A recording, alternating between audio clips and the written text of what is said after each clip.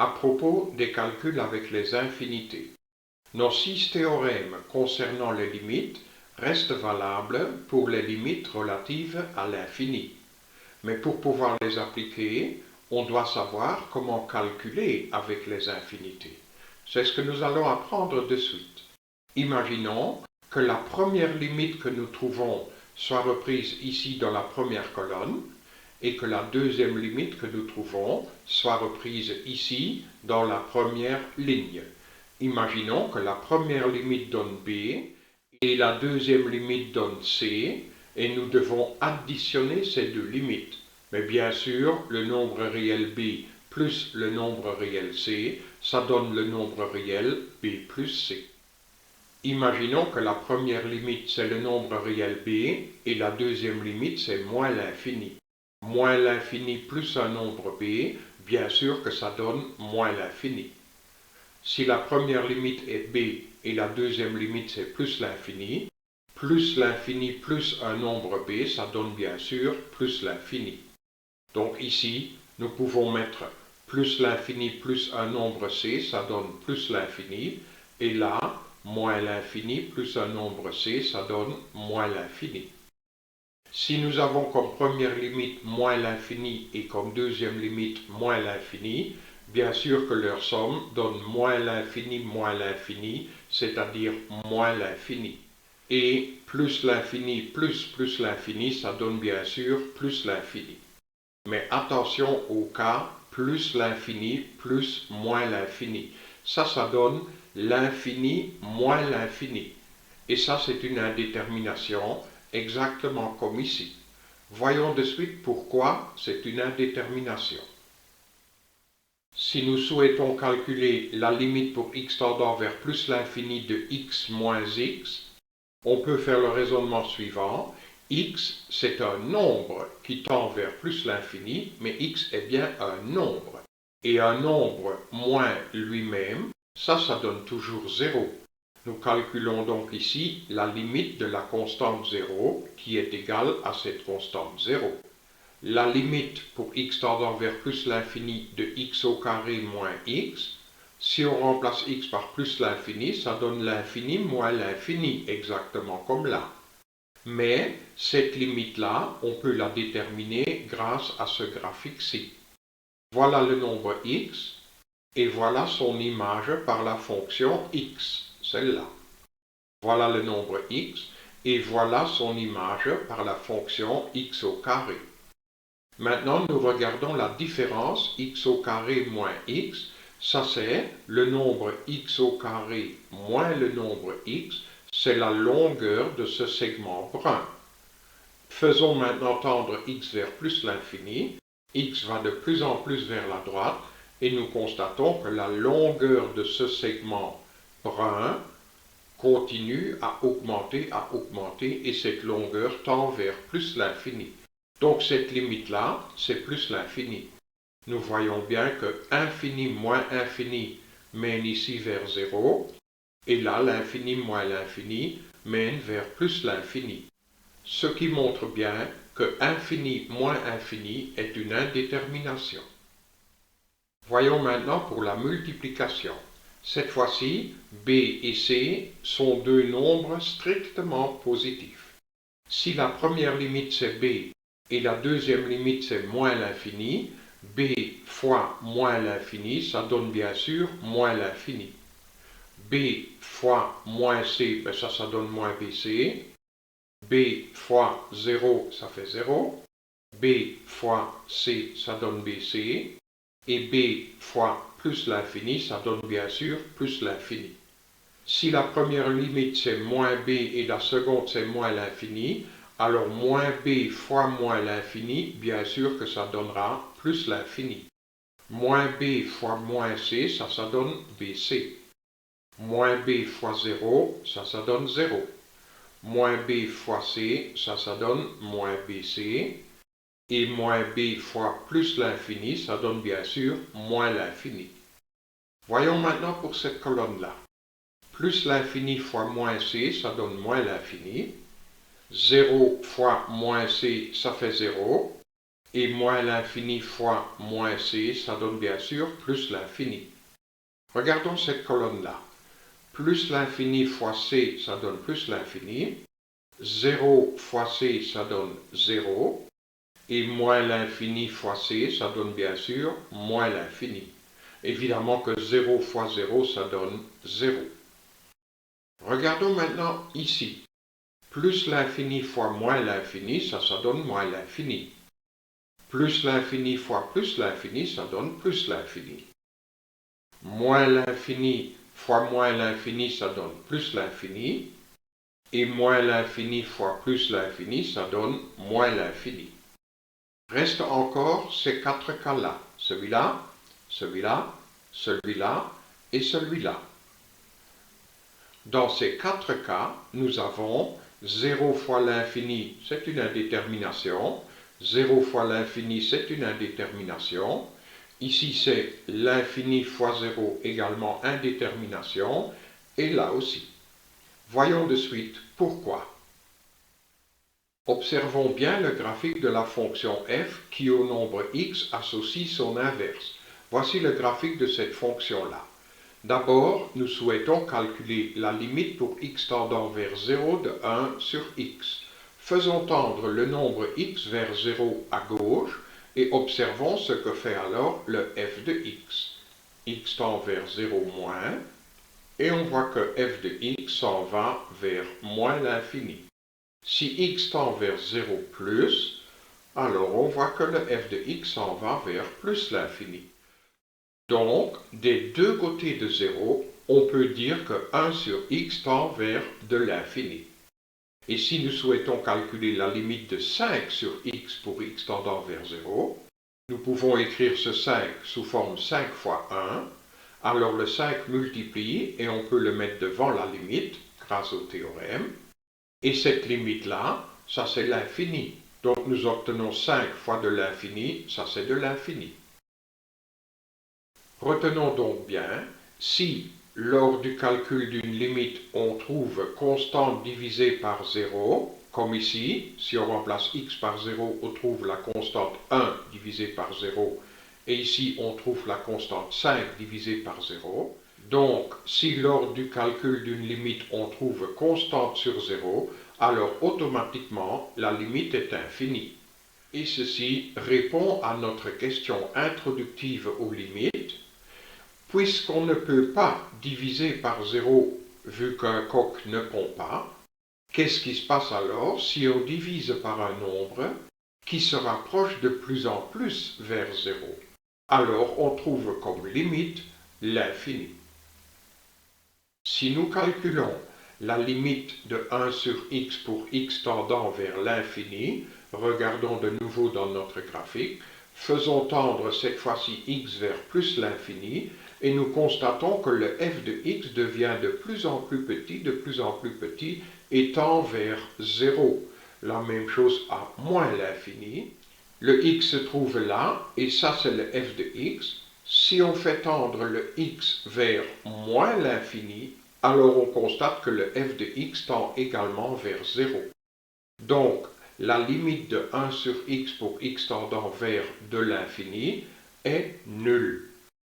La limite de 5 sur x pour x tendant vers de l'infini, le 5, on l'écrit 5 fois 1. Comme ça, la constante multiplicative 5 vole hors de la limite et nous trouvons 5 fois cette limite-là qui est nulle. Donc 5 fois 0, ça fait 0. Retenons bien, si lors du calcul d'une limite, on trouve constante sur infini, comme là 1 sur l'infini et ici 5 sur l'infini, alors la limite est automatiquement égale à 0. Voyons maintenant pourquoi 0 fois l'infini est une indétermination. Si nous calculons la limite pour x tendant vers 0 de x fois 1 sur x et nous remplaçons x par 0, alors on trouve 0 fois 1 sur 0. Mais 1 sur 0, c'est constante sur 0 lors du calcul d'une limite, donc ça fait de l'infini. Nous trouvons ainsi 0 fois l'infini. Et dans ce cas-ci, le x tend vers 0, il ne vaut pas 0, il tend vers 0. Il se rapproche de plus en plus vers le nombre 0.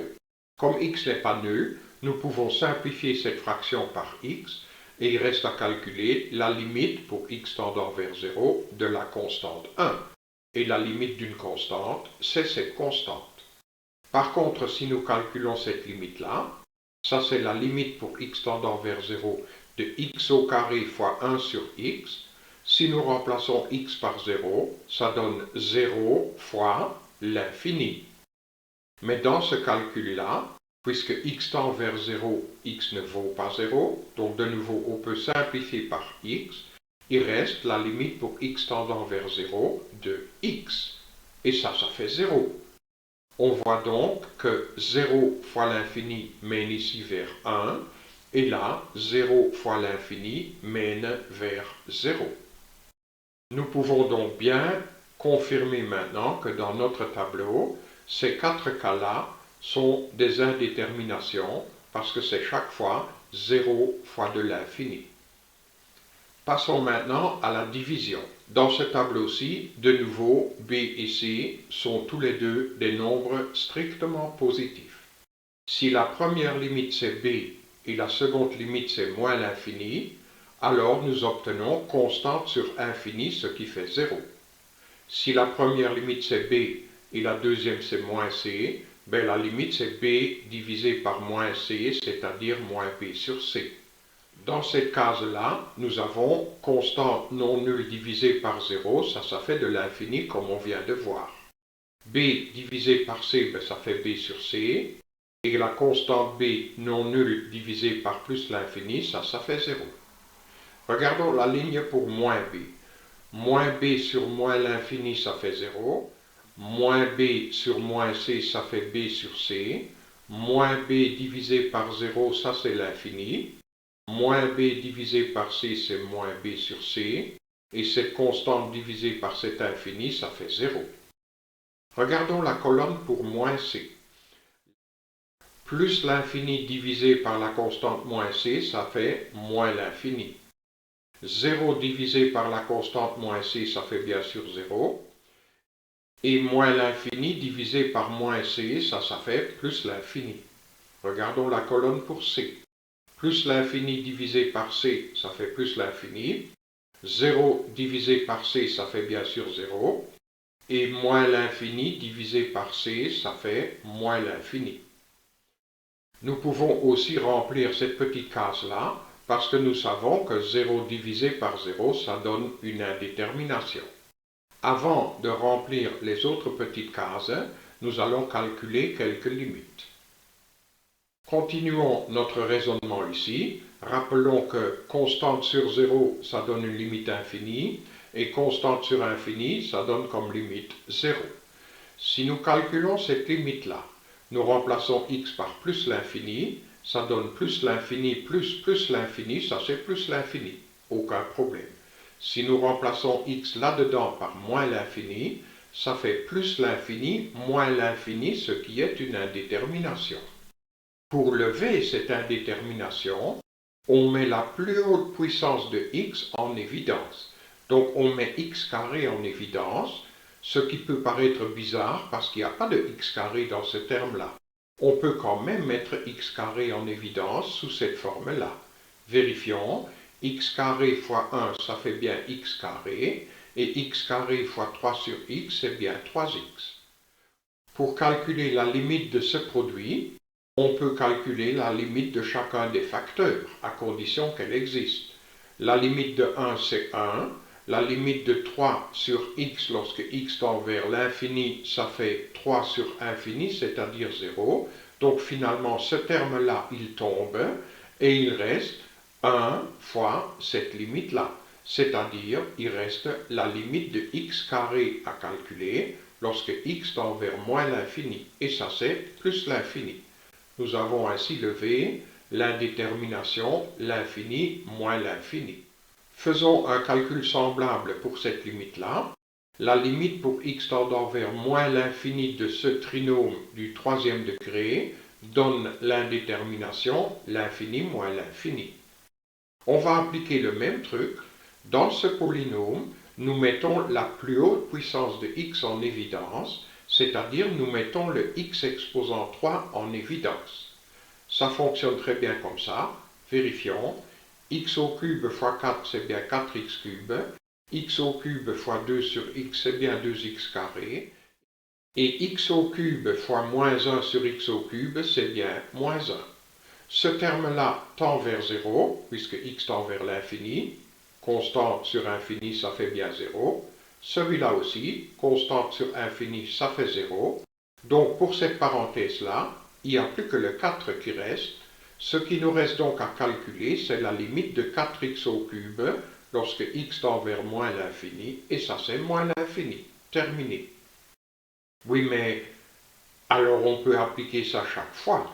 Chaque fois que x tend vers de l'infini, et on calcule la limite d'un polynôme, on pourrait chaque fois mettre la plus haute puissance de ce polynôme en évidence, et ce qui restera à la fin entre parenthèses, après avoir calculé les limites, ça sera juste le coefficient de cette plus haute puissance. Et alors il y a juste le terme de la plus haute puissance du polynôme qui reste. Morale de l'histoire, pour déterminer la limite à l'infini d'un polynôme, on calcule simplement la limite à l'infini du terme de la plus haute puissance de ce polynôme. Mais attention, cette règle ne fonctionne que lorsque x tend vers de l'infini. Faisons un peu de place et calculons maintenant la limite à l'infini d'une fonction rationnelle. Par exemple, celle-là. Nous calculons la limite de cette fonction rationnelle lorsque x tend vers plus l'infini. Mais en haut, c'est un polynôme, et en bas aussi. Et d'après cette loi-là, il suffit en haut de calculer la limite du terme de la plus haute puissance, et en bas aussi. Donc finalement, ce qui reste à calculer, c'est cette limite-là. Si nous remplaçons là-dedans x par plus l'infini, ça donne infini sur infini, ce qui est une indétermination. Seulement là-dedans, on peut simplifier par x parce que x n'est pas nul. X est très loin de 0, donc différent de 0. On peut donc simplifier même par x au carré. Il reste alors en haut 4x et en bas, il reste 1. Donc en haut, il reste une puissance de x et en bas pas, et alors cette limite est automatiquement infinie. Dans cet exemple-ci, on peut même spécifier que c'est plus l'infini. Oui, mais si nous calculons la limite à l'infini d'une fonction rationnelle et le degré en haut est strictement plus grand qu'en bas, alors par ce raisonnement-là, il restera toujours une puissance de x en haut, mais pas en bas. Par conséquent, une telle limite est toujours infinie. Retenons donc bien la première loi dorée.